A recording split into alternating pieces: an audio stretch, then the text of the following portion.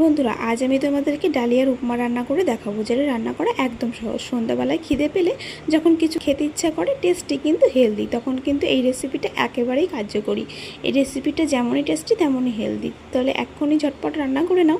নিজে না পারলে মাকে বলো, আর বিবাহিত পুরুষরা বউকে বলো। যদি বউরা না পারো তাহলে আর কিছু বলার নেই। বউ হয়ে যদি রান্না করতে না পারো, তাও আবার ডালিয়ার উপমা, তাহলে আর কিছুই বলার নেই, চুপচাপ ঘরে বসে থাকো।